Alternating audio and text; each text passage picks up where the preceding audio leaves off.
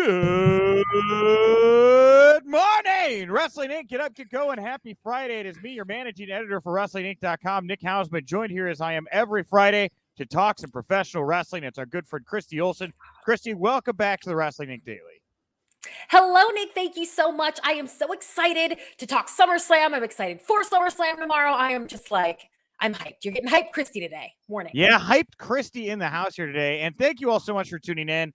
This is premiering at the regular time slot over on the Wrestling Inc. YouTube channel and over on the audio. We did pre-tape this one a little early. Of course, I was out in Vegas yesterday. I'm here back in Chicago, probably asleep currently right now because I had to catch a red eye out of Vegas to be back in time for the United Center show tonight. We think CM Punk, knock on wood. I don't know that I want to put that into the world. Jinx us all, so to speak. But yeah, very busy week. But because of that, very special show here today. Christy and I, we're going to be going through the Raw, or we're going to go through the SmackDown side of SummerSlam. Yesterday, you got to hear the Raw side of it with me and Paul Pratt. And just like normal, later on in the show in audio form, you're going to hear me in part 2 of Gary Wolf, or if you're in video form, it'll debut over on the Wrestling YouTube channel. And at the end of the show, we'll dive into the mailbag. We're going to see what of the SmackDown side of SummerSlam you're most excited about. But that's it, Christy. We'll talk a little bit more about all the coverage and stuff at the end of the show. I guess it's time for news you can use. News that'll leave a bruise. Not really news. I guess previews you can use. That's better? Do these previews still leave a bruise? Yeah, pretty much everything here at the Daily. All right, then we're good. Yeah. We're more bruising than a sack of hammers, that's for sure. So we of course have the full lineup of matches over on WrestlingInc.com, but I found a great CBS Sports SummerSlam preview that has real short kind of like previews of each match. So when I go to recap each of the matches here today, know that these are not my words or the words of Wrestling Inc. These are the good folks at CBS Sports who have given us these little capsulations of the build to each of these bouts. I guess I kind of feel lazy, but I've been busy, and this seemed like a quick fix. So whatever. Yeah, just a shout out to whoever the PA is who may or may not know anything about wrestling, but does now because of their job. Yes, CBS Sports. Thank you so much. All right, well, let's start here with the top match. We have Roman Reigns taking on John Cena, defending his Universal Championship. Of course, John Cena made his big return at Money in the Bank, confronting Reigns after Reigns had successfully defended his title against Edge. The next night on Raw, Cena made the reasons for his return entirely clear. Reigns is, Cena said, an overexposed and overhyped gimmick that he intends to take the Universal Championship from. Reigns refused Cena's challenge at first, instead of agreeing to face Finn Balor. However, a contract signing for Reigns versus Balor was interrupted by Baron Corbin, opening the door for Cena to run into the ring, sign his own name on the contract, and WWE said, that's legal. That's enough to make this match official. And that's how we got to Cena Reigns. We saw a little promo battle this past Friday on SmackDown. What are your thoughts on this match and the build to it so far? I just can appreciate any time that the whole world seems to be talking about pro wrestling. And this is the match that has made it to mainstream. It does feel like people know who Roman Reigns is. Of course, everyone knows who John Cena is. And people are excited about this. Yeah. And there maybe is a little bit of actual intrigue that people think, oh, maybe there is a chance. Maybe this will change the trajectory of where some storylines are going in the future. I mean, this is kind of it's just exciting all around, this one. And to be honest with you, I never thought that I would say that about a Roman Reigns or a John Cena match. I haven't been quick to praise either one as others have in the past. So I can appreciate that they got me with this one, Nick. Yeah, what is it about? What is it? Has it been the promo work? Has it just been like the fact that Cena's back? Like, what is it about this one that grabs you as opposed to other matches they've had? I mean, anytime you have Paul Heyman in the mix, the whole all that stuff, those are the kind of things that really keep people's attention. It's the fun stuff. It's that idea that we're not really sure what either one of them are going to say. We know that when John Cena and Roman Reigns go out there, they're pretty much the only superstars who aren't scripted. You add Paul Heyman into the mix. It's like, I want to know, what are they going to say? And then what is the action going to be that's actually going to back it up in the ring, Yeah, I have a couple thoughts on. I mean, I'm excited about the match. I mean, it's obviously the most marquee match of the show. Right. one thing that I kind of brought up with Paul yesterday, I could see Cena possibly winning. Yeah. If for the only reason that Ric Flair left the company, less than a week ago, and seems to be I wanting to didn't do his think own about that thing. timing. Could maybe want to show how elite he is elsewhere, and what better way to really say thank you, Rick, for your time than beating his all-time world championship record and giving that accolade to John Cena, right? I don't know. Oh, and we would have so much fun speculating about all that, Nick. I like where your mind's going there. Yeah. So, I mean, I could see Cena maybe winning for that reason. I'm intrigued, and nobody's really talking about it. Maybe there's nothing to it, but I did find it really interesting that like Nikki Bella started teasing how she was going to SummerSlam in the past week, and that's also when Roman Reigns dropped the Nikki Bella line on the SmackDown promo contest, or promo battle. I wonder if like Nikki Bella doesn't play a role in some kind of John Cena story. I mean, I'm sure Provide a distraction, maybe? maybe, I don't know. I mean, I'm sure it sounds like they're on good terms, but why not lean into it a little bit, right? Like, I could see I mean, they've Nick. asked us to lean into it before with a proposal at in Orlando and all that stuff. So it would absolutely, and also, I mean, you guys know I'm a huge Bellas fan, and I won't even deny it to try to be cool. Okay, I think that would be awesome. And you're right, it is something that everybody knows. Again, a SummerSlam, one of the main marquee shows, is for the casual fans just as much as it's for the hardcore fans, and even casual fans know all about Nikki Bella and John Cena. So I've gotten my hopes up so many times about a Nikki appearance or a Nikki return or this and that I'm not going to buy into this at all. But I'm saying if it did happen, I would love it. Yeah, it's just something I want to throw out there. Some outside the box thinking. As all day long I look at the same wrestling news all the time. Very intriguing bout. If you had to pick somebody to go out on top, who you siding here, Reigns or John Cena? I just know enough about John Cena's Hollywood schedule that I'm going to go with Roman Reigns on this one. Mm-hmm. Yeah. And just because, again, who needs this win? Absolutely neither one of them. So why Right. not keep it with the company guy who's there every week to put the title over and all of that? John Cena doesn't need the win, so Roman can take it. Yeah, and this is all just more storytelling leading to the inevitable Roman Rock match, right? Right. Yeah, Roman could beat John Cena. Rock's beat John Cena. Does Rock beat John Cena? I don't know. I feel like that sounds right. No, but what an interesting idea it is that John Cena is just the stepping stone to the story that they really want to tell. I mean, that's Hey, got to be a first. I think if John Cena's cousin was in the same spot, they'd be putting Rock in front of him. So True. Phil Cena, right? Doesn't have the same ring to it. Hey, Cousin what about Phil. that guy, his doppelganger on TikTok? Black John Cena. Yeah. Mhm. Okay. Maybe he's stepping up to the plate. You So never know.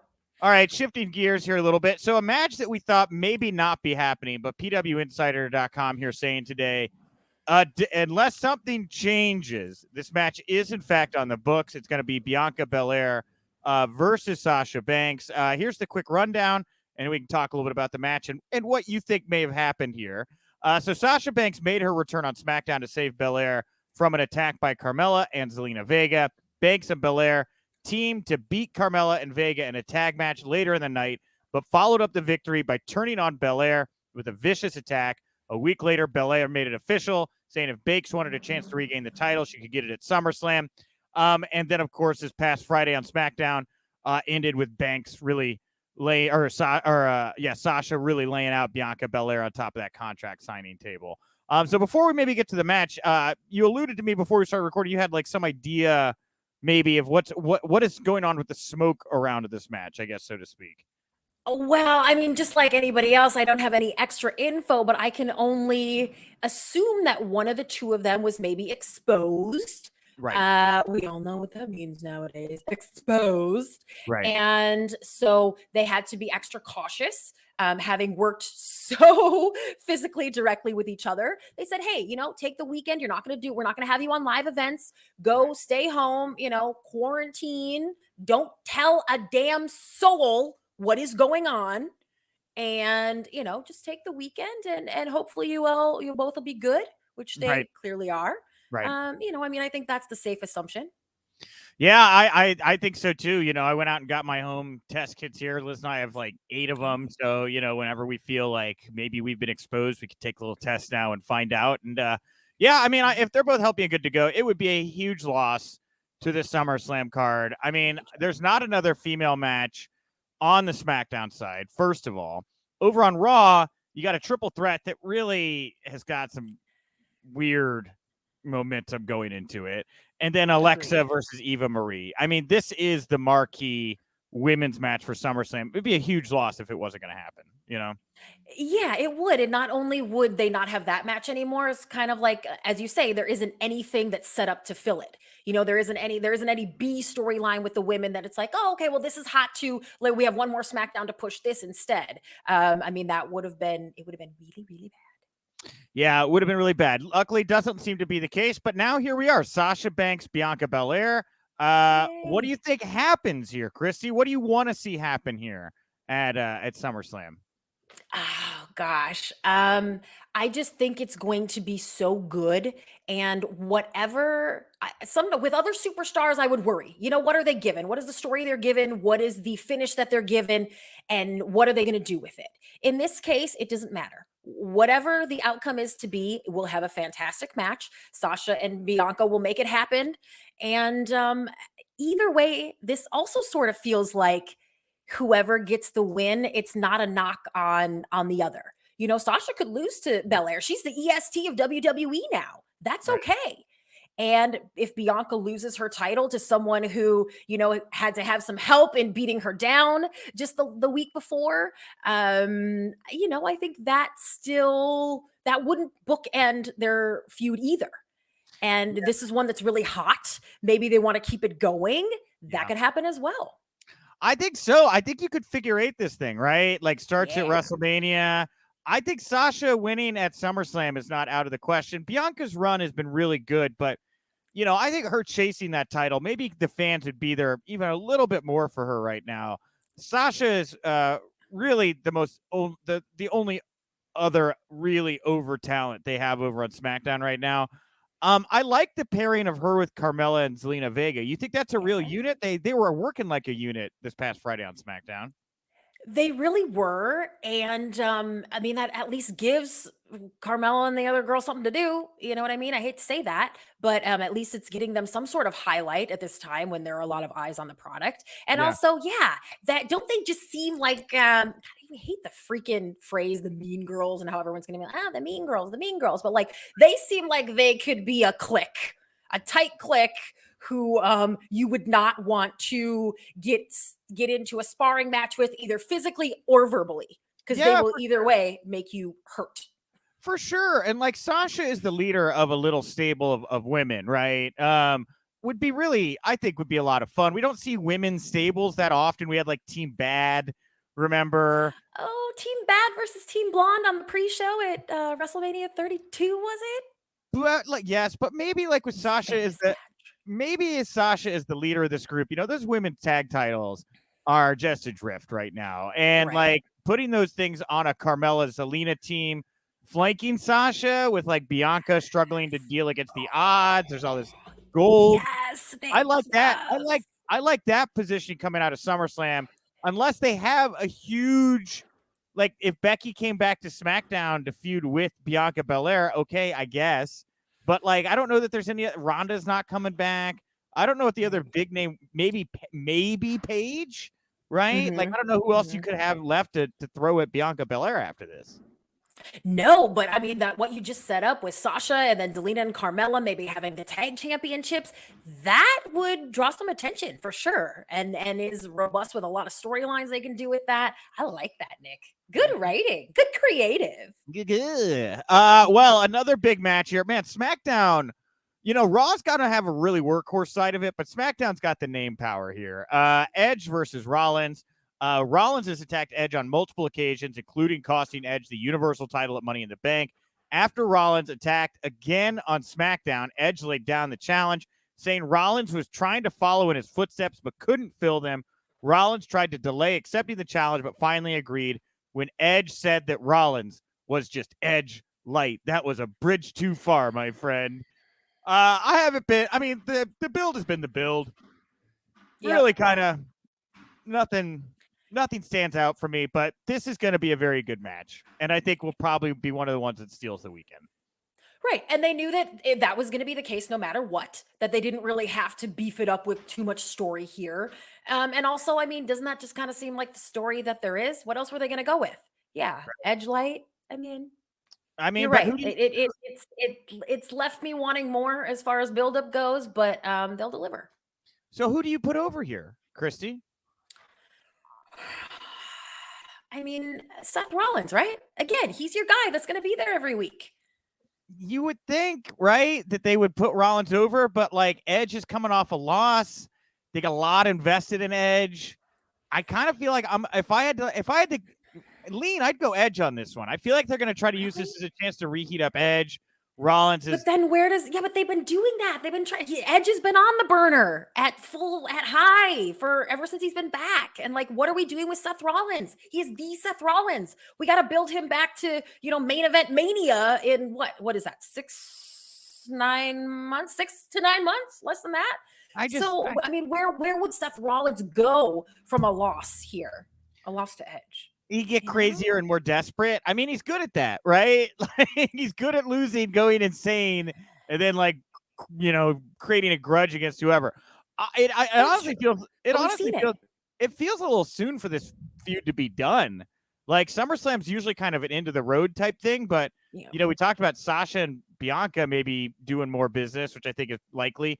I don't think these two are done after SummerSlam. I think we're going to see maybe 2 more pay-per-views of Edge and Seth Rollins out of the show. Maybe even a dirty finish here at SummerSlam. Oh, I mean, there has to be at least one that's questionable, right? Yeah. Seth Rollins cheats to win, enrages Edge. The beat goes on. I think that's a highly likely outcome in this situation. Yeah, and again, when you have 2 big names, maybe they aren't going to catch quite the mainstream attention that John Cena and Roman Reigns are, but we'll call them the B story for as far as mainstream goes, right? Call that. I think semi-main is what they would prefer, but B story works too. Okay, semi-main. I have a lawyer friend I went to a 2-year-old's birthday party with this past weekend. He's like, "You guys ever see the B movie?" And we're like, "That kids movie?" And he's like, "Yeah, horrible legal arguments." I did. He apparently Anyway, came to my head. Back to wrestling. SmackDown Tag Team Championships. The Usos, current champions, taking on the Mysterios. It's a rematch for Money in the Bank. This is from CBS Sports. This is their description of this match. Okay. With a thin tag division, there weren't a lot of other things to keep the champions busy. So they've engaged in weeks of singles matches with Rey and Dominic, with both sides using outside interference to steal wins before this tag title rematch was set for SummerSlam. I think it's a foregone conclusion that the Usos are going to retain here and continue on with whatever's going on with the Anawahi family, right?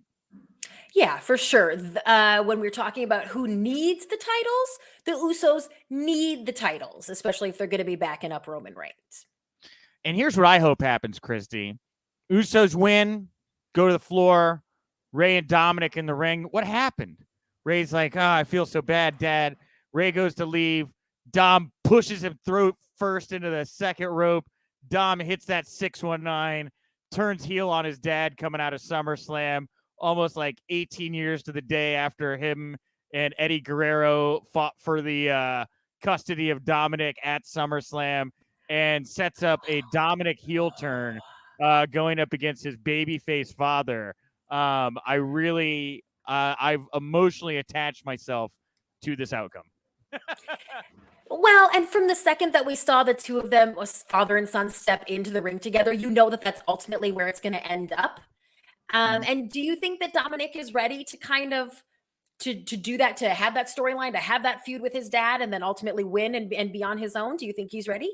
I think he's ready. I mean, how can well, then why not? Let's do it. He's been on TV 2.5 years now.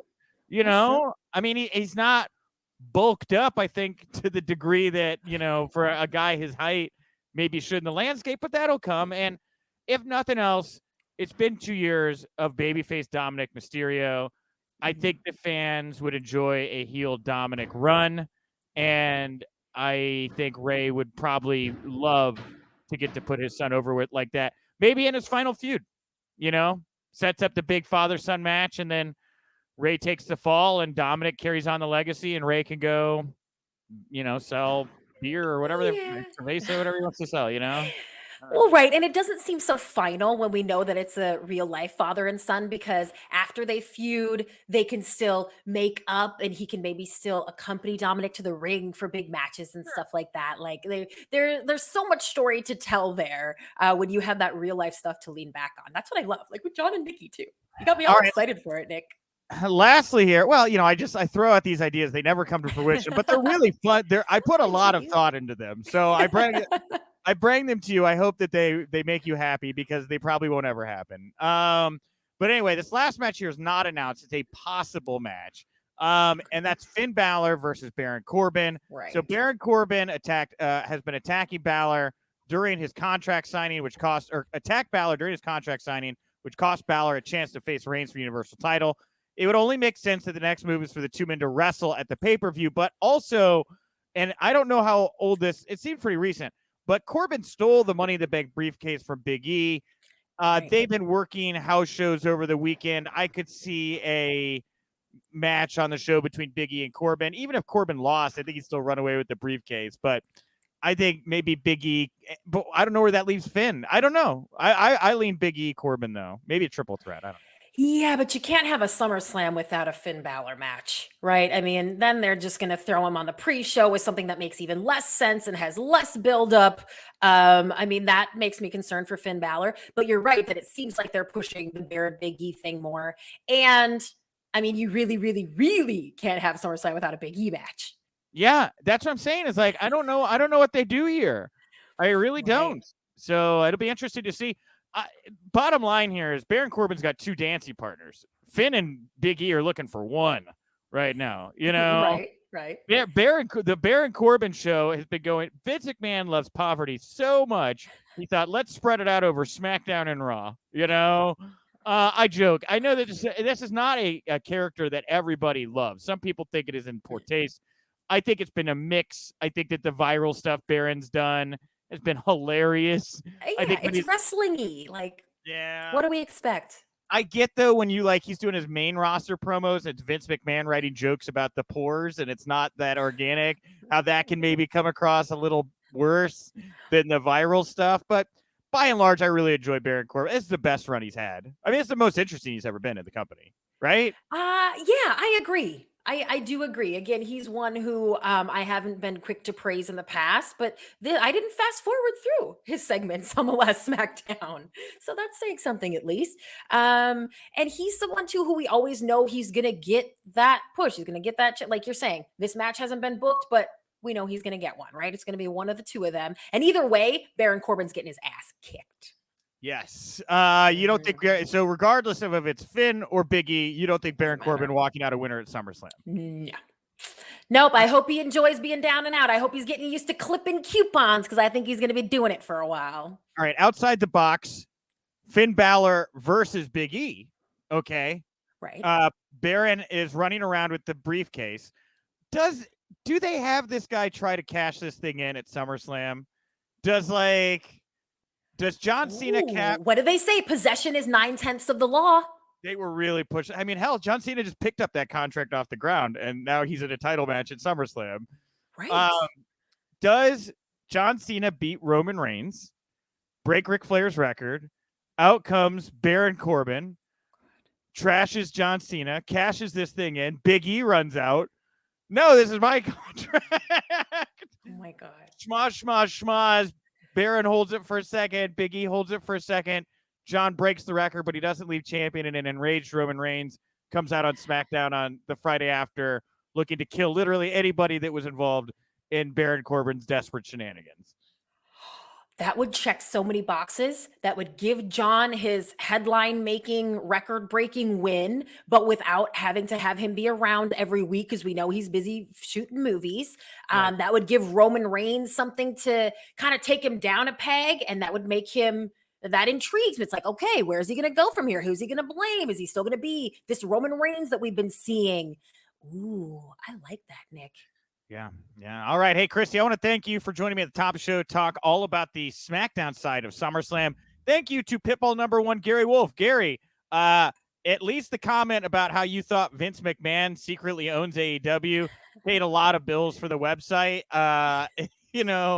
This half we just listened to or you just watched if you're at video form was more about him doing shoot fights in New Japan. And I thought it was very nice. I wanted to give him a respectful space to tell that because the first stuff that we ran from you, Gary, look, it created a discussion, if nothing else, and again, paid our bills. So thank you, Gary. All right, we're going to wrap up the show here today with the mailbag, just like always, at Wink Daily, WINC Daily over on Twitter. Today's poll question, which SmackDown SummerSlam match you most excited for? Over 350 votes.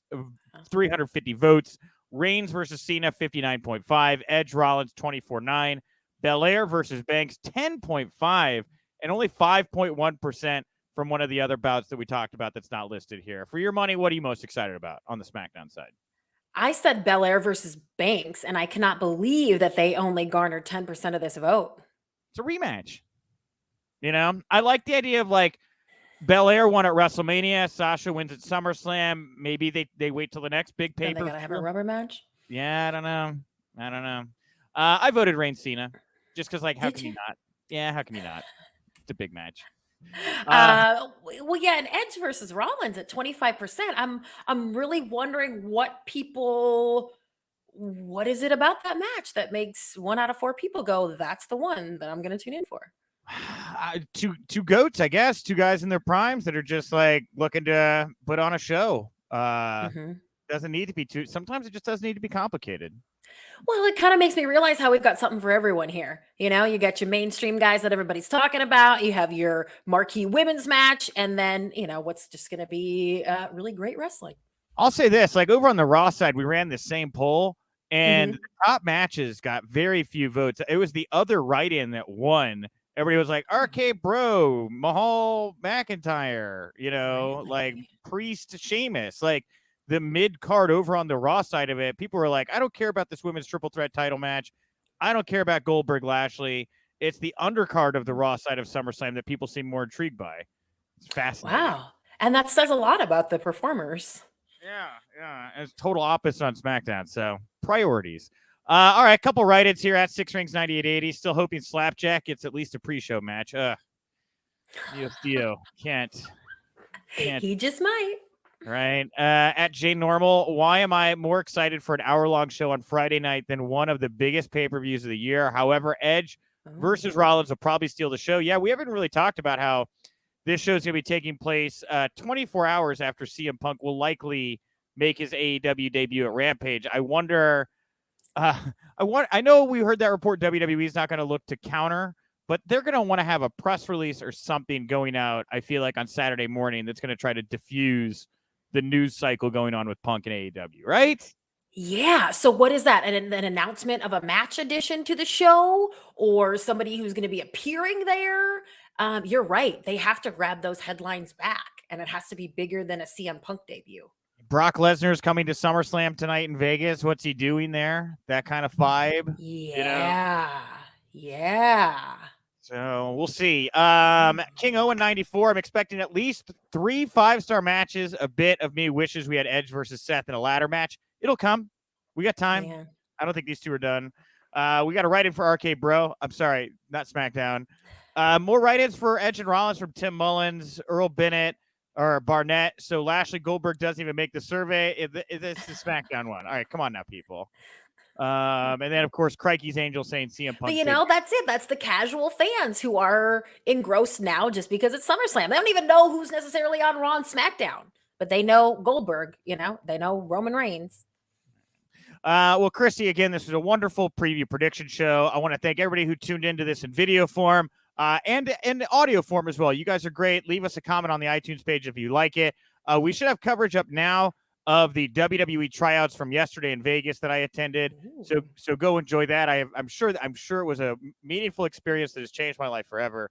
Also, Brian Wool, just this morning, since this is Friday, was doing the WWE SummerSlam media junket. Probably talked to Paul Heyman, Bianca Belair, all these great names. All of those interviews are going to be rolling out in video form on the Wrestling Inc. YouTube channel today. We're going to run those next week on the daily in audio form to really kind of reuse every piece of the Buffalo here. If you are in Chicago, I'll be at Rampage tonight for the first dance at the United Center. We'll have SummerSlam coverage Saturday night, Takeover coverage Sunday night, post shows for both here, the Wrestling Inc. podcast. I'll be calling the action at Warrior Wrestling Saturday in Chicago Heights, head-to-head with Warrior Wrestling, main event of Kylie Ray versus Thunder Rosa. And slam banger. Yeah, we got Jay White on that show. We got Warhorse, Trey Miguel's taking on Jake something. It's head-to-head. It's on Fight. So if whatever reason SummerSlam is not your thing, check out Warrior on Fight. Me and Rich Bikini, we'll call that action. And lastly here, of course, WrestlingInc.com. Follow us on all your socials. That's all I got. Christy, what do you want to plug, put over here to wrap up the show today? Check out ChristyReportsAllAccess.com and follow me at Christy Reports. Wonderful. I'm doing a bunch of stuff too, but it's all competitive with the Wrestling Inc. stuff. So whatever. So I won't drop it. It's fine. You can say, well, just go follow Chris. You can go find out all of her county programming that we're very upset about. Right, I'm sure. Okay. I am at Nick_Hausman. Thank you very much for tuning in. I'll talk to you Monday. I'll be joined by Michael Weissman. A lot of news that we'll have to get into. I'll see you then. And remember, if you winked,